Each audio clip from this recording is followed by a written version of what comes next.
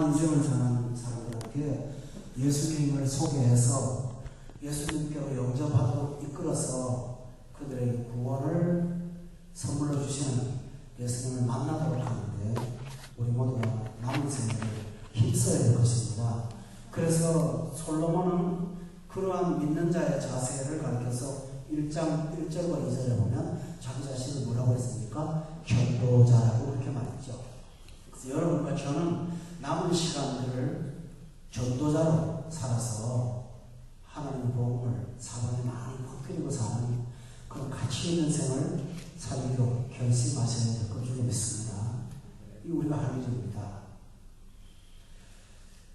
그런데 이제 12절부터 솔로몬은 3장 15절까지 한 통의 설교를 하게 됩니다. 전도서가 12장까지가 4번의 설교가 나오는데요. 1장 12절부터 3장 15절까지가 한 편의 설교입니다. 1절부터 11절까지는 그 개관적인 내용을 말씀했다면 1장 12절부터 3장 15절까지의 첫 번째 설교에서는 그 무의미한 삶을 사는 인생들이 의미를 찾으려고 수고한 4가지가 있는데 그 4가지가 다 의미 없다는 것을 밝히는 데 있습니다. 그러니까 세부적인 사항을 말하는 것입니다. 그 첫째가 뭐냐면 1장 12절부터 18절에 나오는 여러분 18절 제일 끝에 보면 지혜라는 단어와 지식이라는 단어가 나오죠. 어떤 사람들은 생의 의미를 찾으려고 공부를 열심히 하고 과학자가 되고 지식을 많이 쌓고 그런 노력을 한다는 것입니다. 이런 유형의 사람이 있는가 하면 2장 1절에 들어가보세요. 다 같이 한번 읽어볼까요? 2장 1절 말씀 시작. 너는 내 마음에 이르기를 자 내가 시험삼아 너를 즐겁게 하리니 너는 나를 믿으라 하였으나 돌아오고 그랬다. 이 사람은 2장 1절에 보면 낙을 누리겠다. 다시 말하면 쾌락을 누리며 살고 싶어요. 그렇게 하면서 허무하고 가치 없는 인생을 좀 의미 있게 살아보겠다 하는 것입니다. 어떤 사람은 지성을 요구하고 어떤 사람은 쾌락을 요구하는데 여러분 이거는 한 사람이 거쳐온 과정일 수도 있겠죠. 공부하다가 또 쾌락을 쫓아가면서 거기에 인생의 재미가 있나 하고 쫓아다니는 것입니다. 그 다음에 세 번째로는 2장 12절입니다. 12절에 보면 내가 돌이켜 지혜와 망령됨과 어리석음을 보았다. 왕 뒤에 오는 자는 무슨 일을 행할까? 이게 무슨 말이냐면요. 왕이 끝나고 왕 다음에 왕이 또 와요. 여러분 우리가 대선을 지금 앞두고 있잖아요. 지금까지 있는 대통령에게 불만사항이 많았어요. 국민은 새로운 또 지도자에게 기대를 걸어요. 그러면서 뭔가 세상에 좀 달라질 거라고 막연한 기대를 건단 말이에요. 그러나 지금까지 역사를 되돌아보면 새로운 왕이 나타나거나 새로운 지도가 나타났다고 세상이 격변한 적은 별로 없어요. 어쩌면 더 나빠지기만 했을 수도 있어요. 그러니까 어떤 사람은 지성도 아니고 쾌락도 아니고 탁월함을 쫓아요. 그런데 그 탁월함을 쫓는 결과도 별거 아니라는 것이 솔로몬의 한 설교의 세 번째 영역입니다. 그 다음에 네 번째로는 2장 18절입니다. 거기 다 같이 한번 읽어볼까요? 시작. 내가 아래에서 내가 한 모든 수고를 미워하였노니 이는 내게 이를 자에게 남겨주게 되리라. 나중에 설명하겠습니다만 이 말은 그겁니다. 열심히 살아보자. 성실하게 살아보자. 최선을 다해 살아보자. 그러면 의미가 있겠지. 우리가 학교 다닐 때부터 배운 게 뭡니까? 성실하다. 열심히. 우리 학교 초등학교 다닐 때 그 교실에 그 보면 성실이라는 단어가 상당히 많았지 않습니까? 열심히만 살는데 그래서 지성도 아니고 쾌락도 따라가지 못하고 탁월하진 않지만 그래도 내가 있는 자리에서 최선을 다하여 살면 내 삶의 질이 더 나아질 거야. 우리는 이런 막연한 기대를 갖고 있는데 솔로몬이 이 내용도 돌아보면 오늘 18절을 보세요. 내가 그 모든 수고를 설명하겠습니다만 거기에서도 삶의 보람을 찾을 수 없었노라고 솔로몬이 그렇게 말을 하고 있습니다. 다시 한번 정리하죠. 인생들이 무의미하니까 그 지겨움을 이기기 위해서 열심히 공부에 파고드는 사람이 있다고 했어요. 또 하나는 쾌락을 쫓아가는 사람이 있고요. 또 하나는 남보다 탁월한 인생을 살아서 막 이름도 내고 이렇게 살기도 하고요. 어떤 사람은 열심히 살려고 애를 쓰는 겁니다. 여러분은 지금 어떤 유형에 좀 치우쳐 있습니까? 어떤 분은 보면 굉장히 부지런해요. 열심히 살아요. 최선을 다해서 하는데 저는 돌아오면서 참 제발 그러면 어떻게 않았으면 좋겠다 그런 생각 많이 합니다. 어떤 사람은요 쾌락까지는 아니지만 일락은 굉장히 좋습니다. 뭐 골프장 열을 하는 데 했습니다만 다른 잘 모르니까요. 적당하면 좋겠는데 거기에 재미를 갖고 일주일 동안 직장 생활하면서 어떤 분은 그러더라고요. 잔디 구장에 나가는 그 시간만 기다리고 힘든 게 견디고 있다고 그런 말을 제가 들었습니다. 어떤 사람들은 지금 이렇게 노력하면 남들보다 뛰어나니까 좀 탁월한 면을 찾으면 내가 성취감도 있지 않나 그래서 아주 노력을 많이 하는 분들도 있더라고요. 제가 한국에서 어떤 분을 만났는데 그분이 집을 한 바퀴 돌아보면서 야 정말 부자가 됐더라고요. 합정동, 망원동에 20몇 채의 집이 다 있어요. 그 정도면 이제는 그냥 살아도 될 텐데 기도해 달래요. 그래서 뭘 기도해 달라고 하니까 종합건설회사를 세울 거예요. 그래서 그 일을 위해서 지금 아파트 한 동을 짓고 있는데 그 끝나고 나면 내가 또 큰 건설회사를 하겠다고 더 묻진 않았습니다만 지금도 충분할 텐데 왜 저러지 하는 생각을 해본 적이 있습니다. 그분에게는 부도 얻었는데 탁월함을 추구하는 게 있는 것 같아요. 이런 것들에 대해서 솔로몬이 설교를 합니다. 오늘은 그 첫 번째 1장 12절부터 18절에 있는 귀신을 쫓는 자의 허무에 대해서 제가 오늘 말씀을 풀어나가도록 하겠습니다. 우선 12절을 여러분이 다 같이 한번 읽어보겠습니다. 12절 시작. 나 전도자는 예루살렘에서 이스라엘 왕이 되어. 우리가 이 내용을 1장 1절과 비교해보면 유사한 것을 발견할 수가 있죠. 1장 1절에 자신을 소개했잖아요. 그런데 12절에 보면 똑같은 소개가 아닌 조금 다른 소개를 합니다.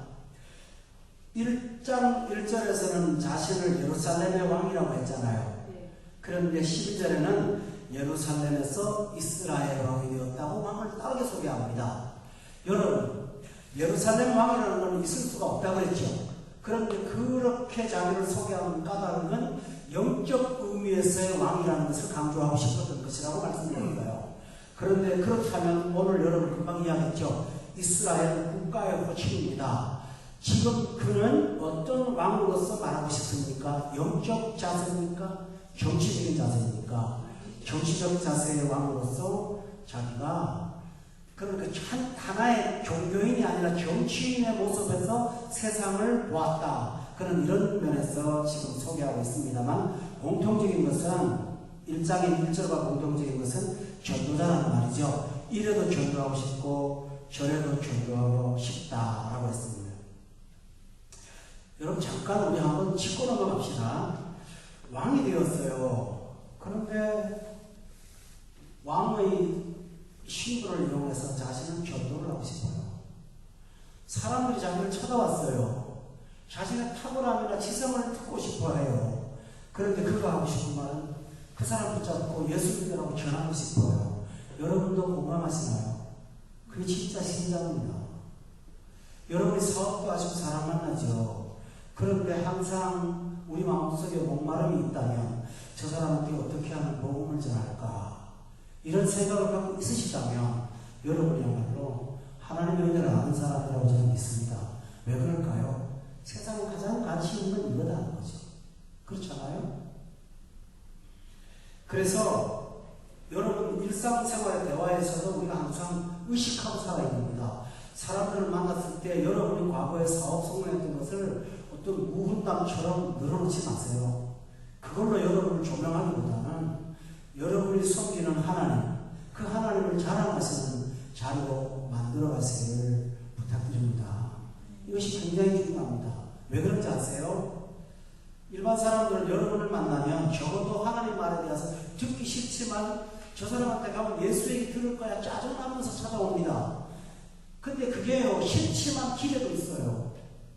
그런데 예수 믿는 집사라는 사람이 이 말 재발하면서 사원제게만 쌓고 돌아가면 그 사람은 실망합니다. 저 사람은 예수 믿는다고 독특한 게 없네. 불편하더라도 여러분한테 인생에 대한 깊은 이야기를 듣고 싶어 하면서 사람이 원성입니다, 여러분. 그래서 여러분이 혹시라도 그 사람 붙잡고 원질에 대한 얘기를 해보세요. 그러면요, 아유, 이런 말 해준 사람이 없었어. 분명히 그런 반응을 보일 겁니다.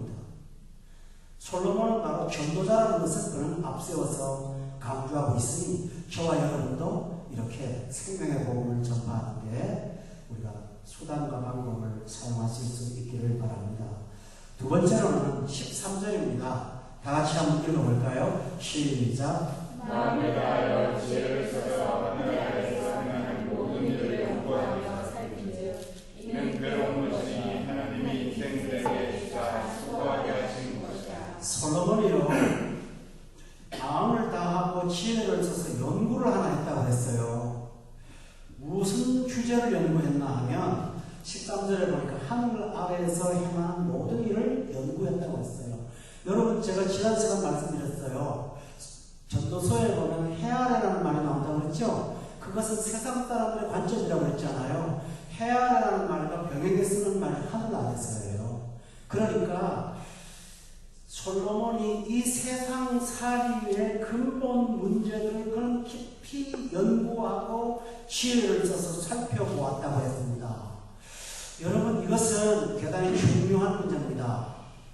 대부분의 사람들은 잘 사는 방식을 연구합니다. 집 사는 거 연구합니다. 사업이 어떻게 하면 효율적으로 잘 될까를 연구합니다. 그러나 믿는 신자 중에 어떤 사람들은 인생의 본질을 깊이 묵상합니다. 내가 지금 하는 일이 잘 될까 못 될까 보다는 이 일이 바른가 틀린가를 먼저 생각합니다. 그리고 내가 하는 일이 덕을 볼까 유익을 얻을까를 생각하는 결산보다는 이것이 하나님을 기쁘시게 하는 것인가를 생각하는 근원을 생각하는 것입니다. 솔로몬은 바로 그런 연구를 했다고 했습니다.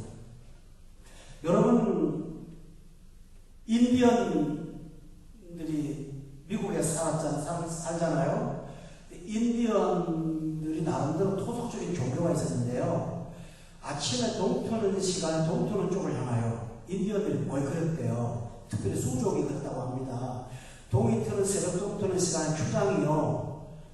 그 젊은 사람들을 데리고 나가서 해 뜨는 데를 쫙 쳐다보면서요.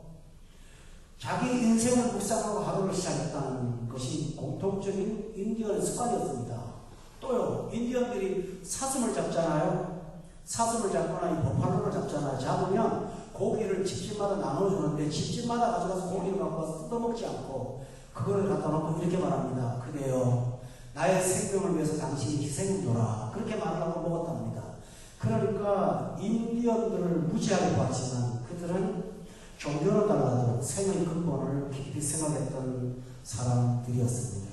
여러분, 솔로몬이 바로 그런 생각을 하고 있습니다. 오늘 이 저녁이 이 하나님 말씀을 통해서 우리의 생을 한번 돌아보는 시간일 겁니다. 여러분, 이렇게 생각하세요. 열심히 사는 것도 중요하지만 내가 방향이 맞았는가 돌아보고, 그렇죠? 내가 최선을 다해 살았지만 이것이 하나님이 기뻐하는 일인가를 한번 점검해보는 자기 묵상의 시간은 우리한테 너무나 중요하다고 저는 생각합니다. 여러분, 이스라엘 왕이라고 했습니다. 이 말이 뭘까요? 굉장히 바빠요. 여러분이 성경을 보시면 아시겠지만 왕들 중에서 일을 가장 많이 한 사람이 누군지 아세요? 솔로몬이에요.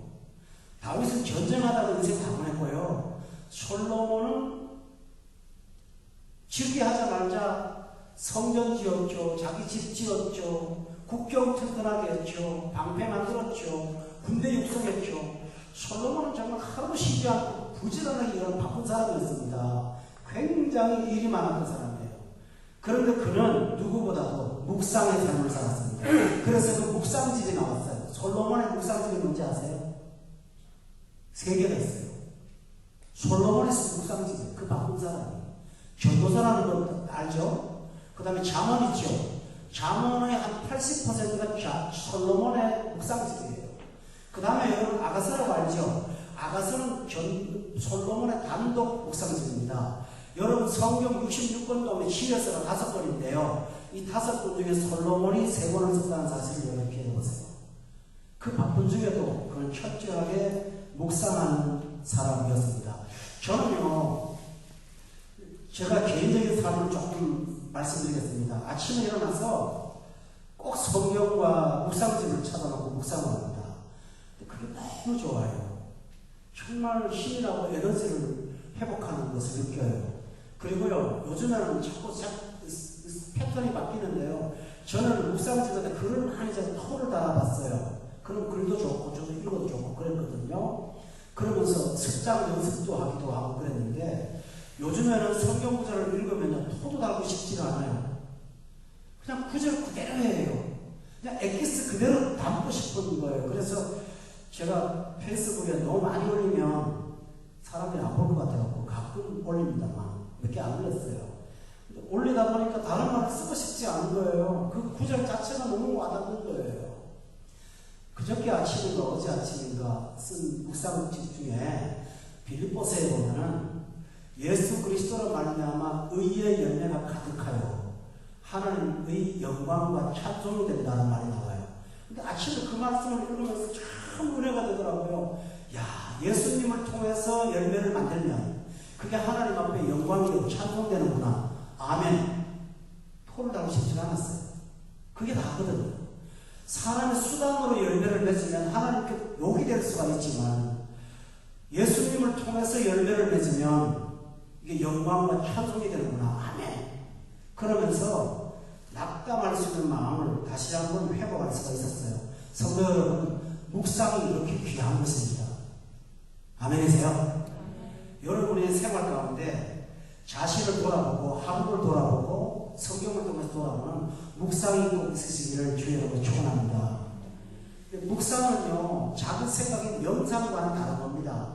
명상은 홀로 앉아서 자기 내면의 생각을 정리하는 겁니다. 그러나 묵상은 근거를 갖고 하는 겁니다. 묵상은 하나님의 말씀을 읽고 그 말씀을 음미하는 것이 묵상입니다. 내 생각을 되새기는 것이 아니라 하나님의 말씀을 되씹는 것이 바로 묵상입니다. 그러니까 묵상에는 필수적인 도구가 뭘까요? 하나님의 말씀입니다.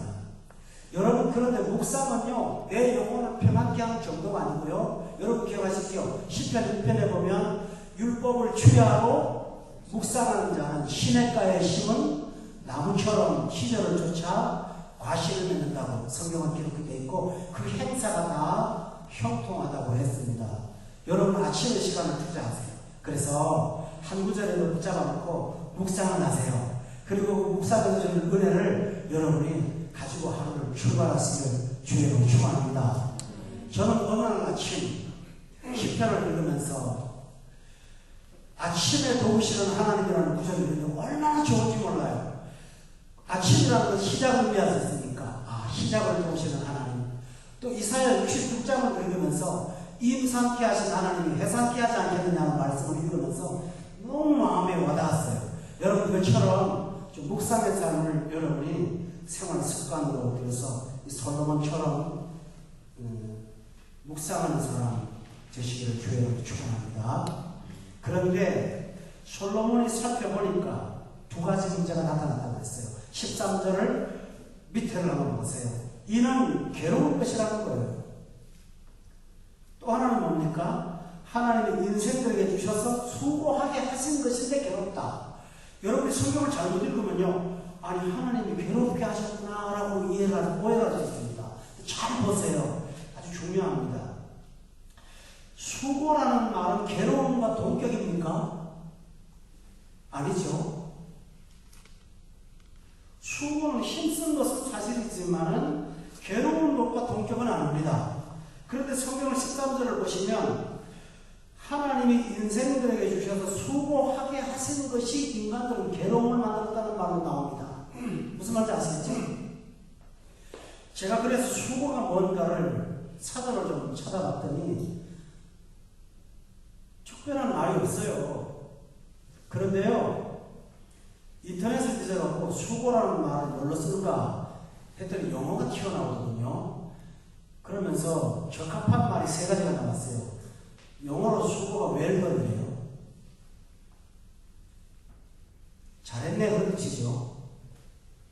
제가 해석을 잘했습니까? 웰던이 잘했네 아닙니까? 무식한 해석입니다. 그 다음에 또 하나는 굿자 이러네요. 좋은 일 했어 그런 뜻이래요. 또 그 로버트 할리라는 우리나라 그 외국 사람 하나 있잖아요. 그 사람한테 수고가 뭐냐고 공개방송에서 물었더니 take it easy라고 그랬어요. 그러니까 그 말이 뭐냐 하면 그 사람이 해석하기로 쉬엄쉬엄 하라 그랬대요. 한국말로. 그러니까 수고라는 말은 부정적인 용어가 아니에요. 그러니까 하나님은 인생들에게 주셔서 수고하게 하셨다고 되어 있거든요. 수고예요. 그런데 여기 보세요. 2장 24절에 보면 그 말을 여러분이 이해할 수 있어요.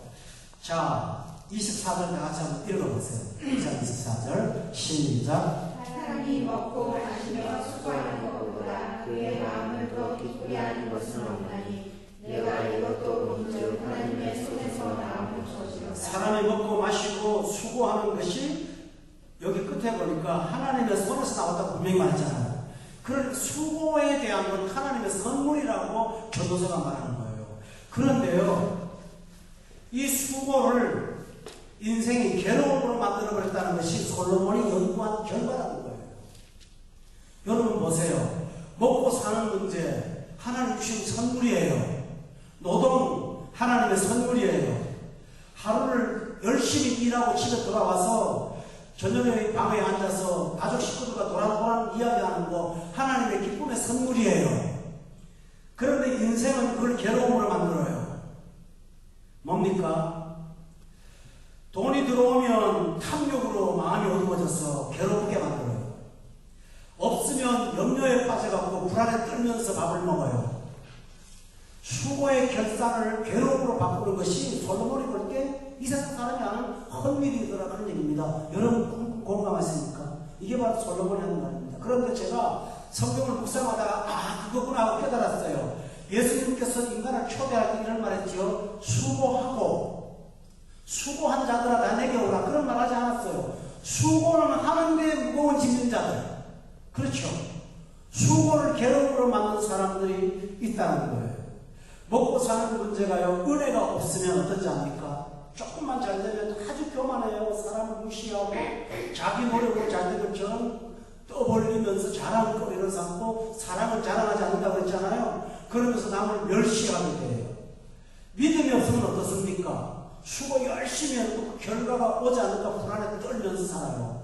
그러니까 하나님이 없으면 여러분이 수고한 수고가 좋은 열매가 아니라 괴로움으로밖에 안 남는다는 것이 솔로몬이 생각하는 결론입니다. 여러분, 이것은 불신자의 특징입니다. 마태복음 6장 31절을 찾아보세요. 거기 보면 불신자의 특징이 나옵니다. 마태복음 6장 31절입니다.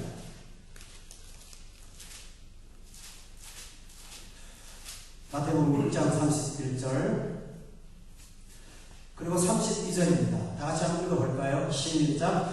염려하여 이르기를 무엇을 먹을까 무엇을 마실까 무엇을 입을까 하지 말라. 이는 다 이방인들이 구하는 것이라. 너희 하늘 아버지께서 이 모든 것이 너희에게 있어야 할 줄을 아시느니라. 여러분 먹고 마시고 입는 거 염려하지 말라고 했잖아요. 32절에 보세요. 그것은 예수 믿지 않는 사람의 삶의 성향이라고 말했습니다. 너희는 그렇지 않다는 거예요. 32절에 보세요. 너희에게 있어야 할 줄 하나님이 아신다고 말했어요. 그럼 먹고 마시고 입고 하는 것 같고 염려하고 두려워하지 말라고 했습니다. 그런데 믿음이 없으면 어떡합니까? 수고하고 기쁨으로 살아야 되는 것을 34절에 보세요. 거기 보면 한 날의 수고를 한 날의 괴로움으로 바꿔버립니다. 이 본문에 나오죠. 34절도 한번 읽어볼까요? 은혜가 되니까요. 시작. 염려하지 마라. 내일은 염려할 것이요 한 날의 괴로움은 그날로 족하리라. 얼마나 예수님께서 마음이 아팠던지 축복으로 주신 한 날을 괴로움으로 만들었으니 그 이상도 벌전하지 말라고 하면서 수고의 기쁨을 괴로움으로 만들고 있다고 성경을 말하고 있습니다. 어떤 분들은 늘 분노에 차 있습니다. 먹고 사는 문제가 늘 화가 나서 먹게 되는 거예요. 분노에 차 있어요. 해서 안 되는 것 때문에 분노, 여러 가지로 억울함 때문에 분노. 그러니 뭡니까? 주신 아름다운 선물을, 밥술을 먹으면서도 그걸 먹으면서 분노에 차 있으니 그 마음이 온전할까? 여러분, 솔로몬이 봤을 때 연구해 보니까 그거라는 거예요. 그러니 예수 믿지 않는 사람은 똑같은 양식을 갖고 살아도 괴로움으로 먹고 마시니 이것이 헛되다고 하는 것이 솔로몬의 뜻입니다. 이해가 되십니까? 우리가 벗어나가면 어떻게 해야 되죠? 주께서 이 모든 것을 채우신다는 믿음을 갖고 살기를 바랍니다. 거기 자유가 있습니다.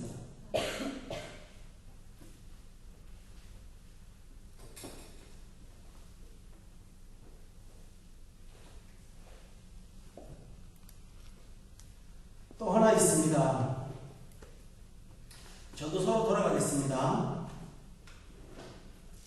1장에 돌아가면 14절을 한번 다 같이 읽어볼까요? 시작. 내가 해 아래에서 하는 모든 일을 범하노라. 보라, 모두 다 헛되어 바람을 찾아오는 것이로다. 하나님이 수고를 선물로 줬는데 그걸 괴로움으로 바꿔 산단 말이에요. 그죠? 근데 그걸 보니까 그 사람들이 최선을 다해 수고하는 게 뭐처럼 보인다고 했어요? 바람 나는 그런 거죠. 그죠? 여기 14절에 보니까 모두 다 헛되어 뭘 잡는다고요? 바람을 잡는 것이다 라고 했습니다. 여러분, 바람이 잡힙니까? 중요한 기회가 있습니다. 바람은 안 잡힙니다.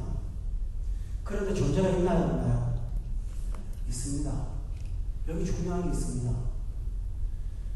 어떤 사람이 10년 동안 열심히 노력해가고 최선을 다해서 이만하면 이제는 내가 수고의 열매를 얻을 때가 됐어요. 그런데요, 세상에 바람이 바뀌어버려요. 지금까지 그쪽으로 바람이 불다가 오늘 아침에 싹 바뀌는 거예요. 무슨 건지 아시겠죠? 자, 10년 동안 연구해가고 패션 디자인을 합시다. 아주 아름다운 옷을 만들었어요. 그래가지고 이제 시장에 딱 내놓고 매출을 하려고 해요. 그런데 바람이 부네요. 미니스커트로. 롱드레스를 만드는데 미니스커트로 바람이 부네요. 그 많은 수만 벌의 옷들이 사장되면서 동대문시장에 떨어져 나가네요. 이게 뭡니까? 바람은 잡을 수도 없지만 바람은 방향을 틉니다. 그래서 다된 밥에 아무것도 아닌 것처럼 된 것처럼 이 세상은 바로 그럴 수가 있다는 것이 성경의 증언입니다. 그런데 여러분, 시편 1편을 기억하십니까? 찾아보세요. 거기 보면 동일한 진리가 나옵니다. 시편 1편입니다.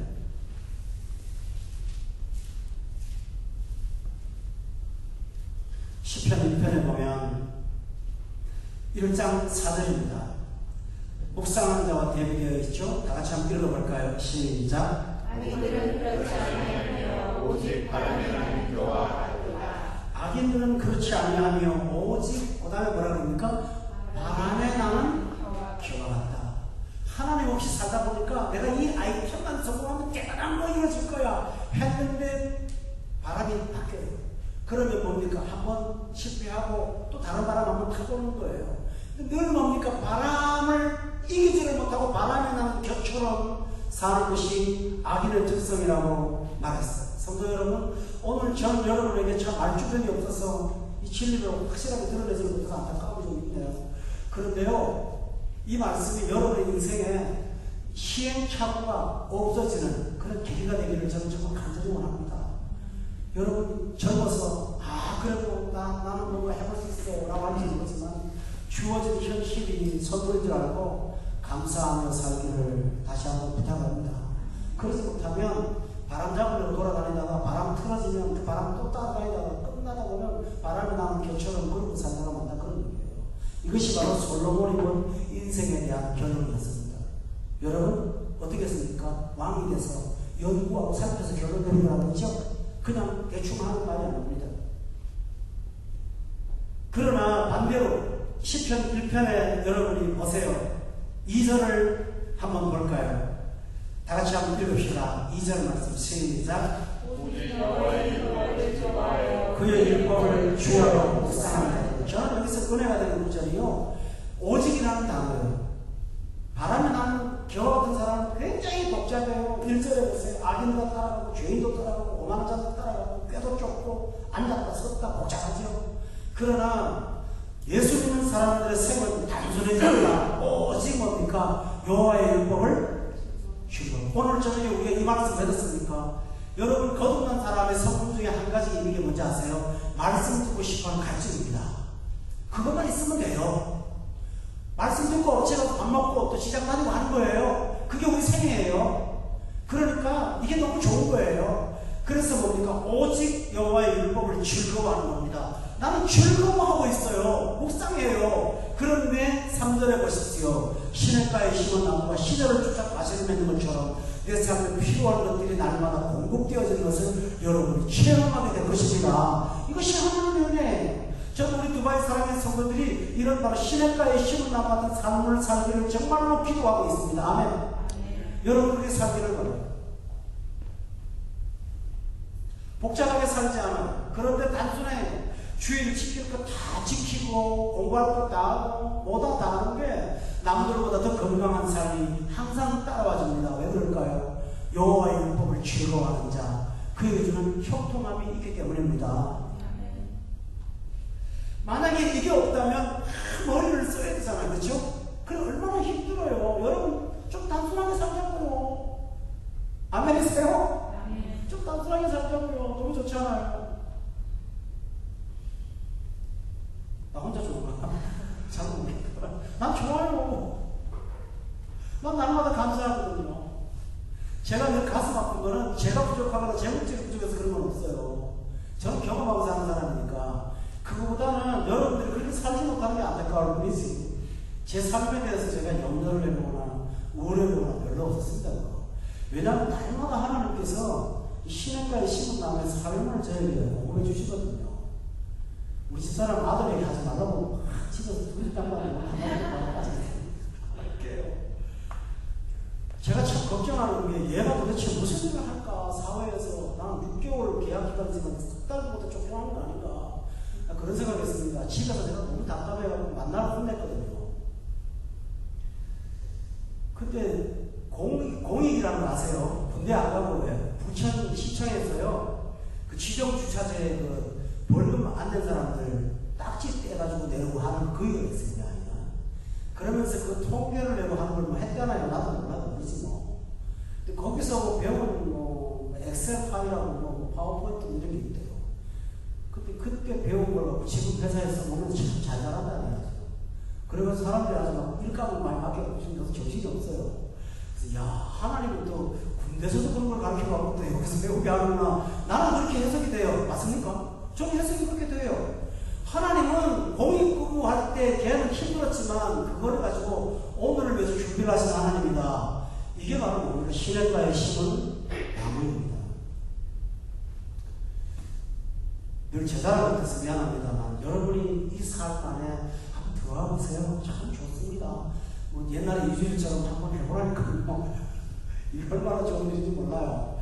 그래서 다시 한번 말씀드리죠. 여러분 바람에 나는 겨가 되실래요? 시냇가에 심은 나무가 될래요? 하나님은 우리 역을 하고 있습니다. 다시 한번 전도서로 돌아가겠습니다. 여러분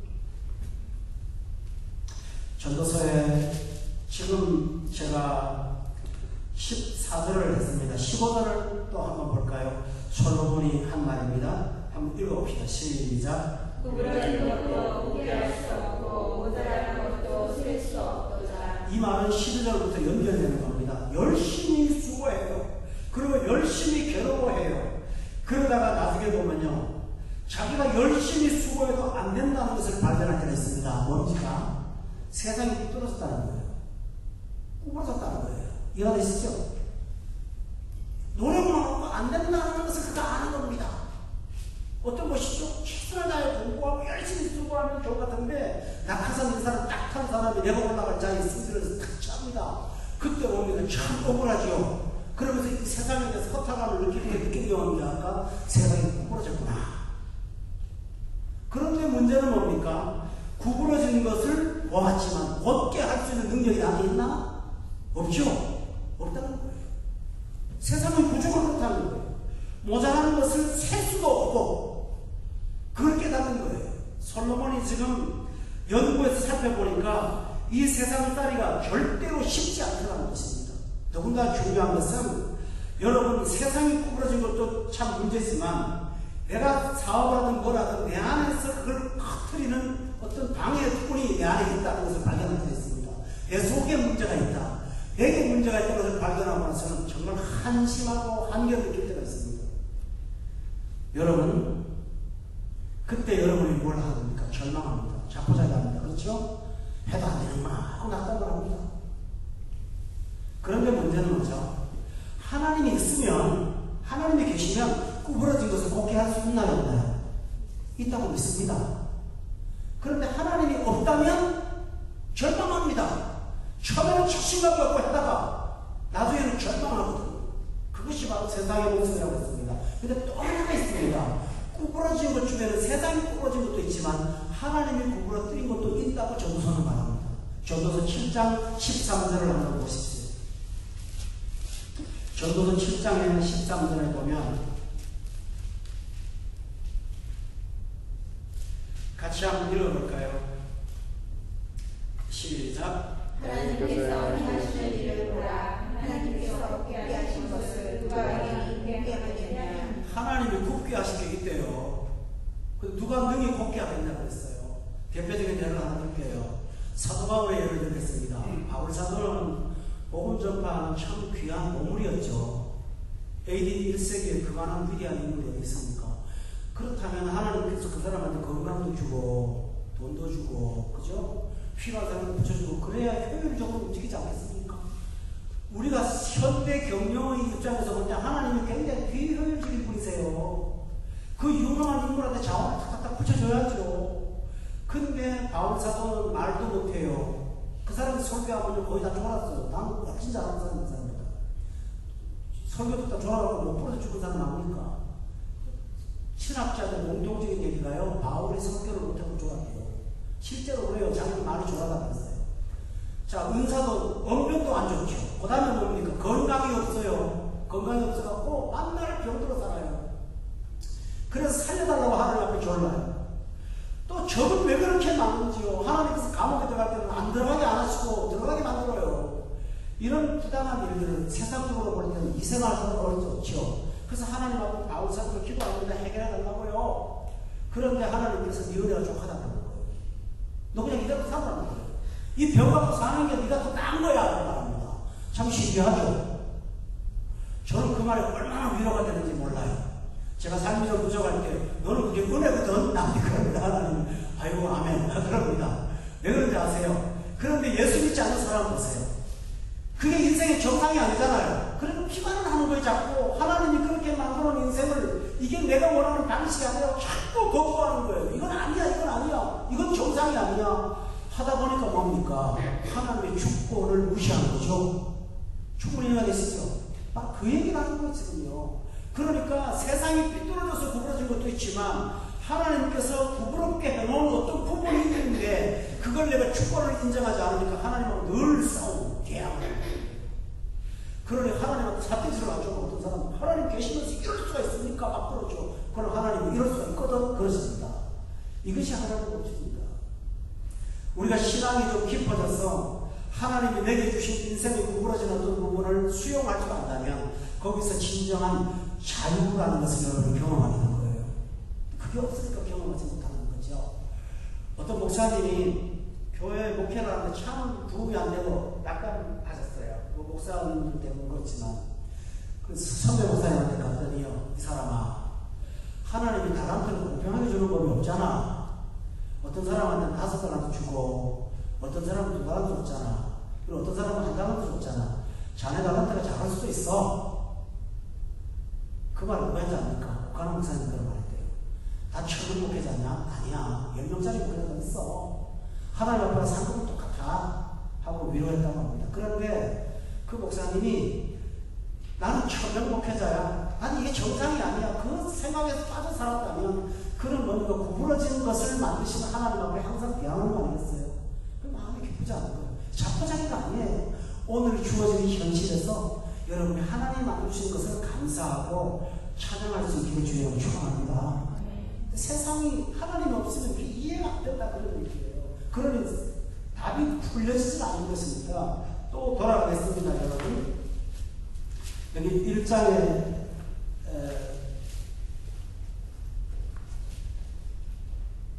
16절입니다. 한 번 더 읽어볼까요? 16절 시작. 내가 내 마음속으로 나라에 이르기를 보라 내가 크게 되고 지혜를 더 많이 얻었으므로 나보다 먼저 예루살렘에 있던 모든 사람들보다 낫다 하였나니 내 마음이 지혜와 지식을 많이 만나고 왔습니다. 사람들이 솔로몬을 향하여서 이렇게 칭찬을 했습니다. 저 사람 같은 사람이 없어. 저렇게 똑똑한 사람이 없어. 근데 솔로몬은 뭐라고 했습니까? 내가 똑똑한 것도 있기는 있지만은 그럼 나는 수고했어. 지혜와 지식을 많이 만나고 왔다고 했죠. 그죠? 그런 노력을 했다는 거예요. 지적으로요. 어떻게 17절에 보니까 내가 다시 지혜를 알고자 하며 참 신기한 말이 하나 나옵니다. 미친 것들과 미련한 것들을 알고자 마음을 썼다. 여기서 미친 것과 미련한 것이라는 게 뭡니까? 여러분, 학문도요, 독특한 사람이 미쳤다고 소리 듣습니다. 그렇죠? 하나는 뭡니까? 너무 답답하게 사는 사람이 미련한 것이고, 하나는 너무 탁월하게 사는 사람이 미친 거고, 그러니까 솔로몬은 이렇게 표현함으로 인해서 지적인 세계의 극단과 양극단을 왔다 갔다 해봤다는 겁니다. 이해가 되시겠죠, 여러분? 그렇습니다. 그렇게 해봤는데 결론이 뭐냐면 이것도 17절에 보니까 뭐라고 했나요? 바람 잡는다고 했습니다. 여러분 쉬운 대로 안 들게요. 지식이 한계가 있습니다. 변합니다. 지식은. 내가 지적인 거 잘하지만 시간 지나면 그거 다 달라집니다. 저 어릴 때는 맹장 수술 받으면 가만히 누워있으라고 했습니다. 처음 어떤지 아세요? 해보신 분 있으세요?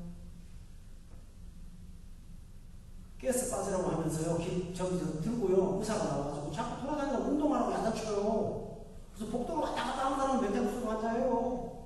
가보세요, 병원에 가면 그러고 있어요.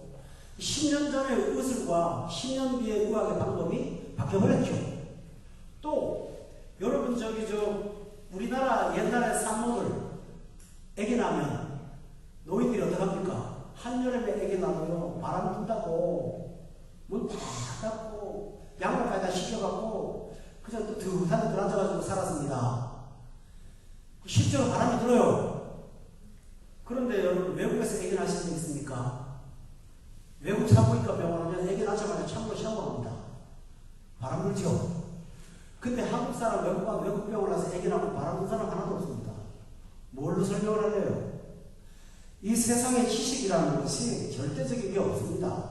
그런데 여러분 잘 보세요. 미친 것이라는 말은 무슨 말인지 압니까? 이 지식이 절대식이라고 세상은 그걸 매달리는 거예요. 그런데 솔로몬이 보니까 이 미친 것이고 미련한 것이고 극단을 보니까 이것은 바람을 잡는 것밖에 없다고 성경이 말하는 겁니다. 여러분 학교 가서 공부하지 마라 그런 얘기 안 합니다. 그 공부를 절대화시키지 말라는 겁니다. 절대화시키지 한다는 겁니다. 그 공부와 지식을 갖고 하나님을 오히려 거역하는 사람들이 얼마나 많습니까? 차라리 못 배웠더라면 무지해서 하나님을 개발 안 할 텐데 많이 알았기 때문에 자기 지식 때문에 하나님을 가까이 나가지 못하는 사람 굉장히 많다 그런 얘기죠. 그래서 이것이 하나님 없이는 아무것도 아니다. 그래서 그는 이렇게 말합니다. 잠언 1장 7절에 찾아보세요. 세상의 지식이 다가 아니라는 것이죠. 잠언의 1장 7절을 한번 찾아보세요. 똑같은 솔로몬이 쓴 기록입니다. 잠언 1장 7절에 보니까 다 같이 한번 읽어봅시다. 시작. 여호와를 경외하는 것이 지식의 근본이거늘 미련한 자는 지혜와 훈계를 멸시하느니라. 진짜 지식이 어디 있습니까? 여호와를 경외하는 것이 참 지식입니다. 정말 공부 잘하는 사람이 누굽니까? 여호와를 경외하는 사람이 정말 공부 잘하는 사람입니다. 정말 똑똑한 운동생이 누굽니까? 여호와를 경외하는 것이 지식의 파생이 아니라 근본이라고 했습니다. 거기서부터 참 지식이 나오고 있다고 성경은 말하고 있습니다. 여러분, 전도서 3장 14절도 한번 찾아보세요. 여기도 전도서 3장 14절입니다.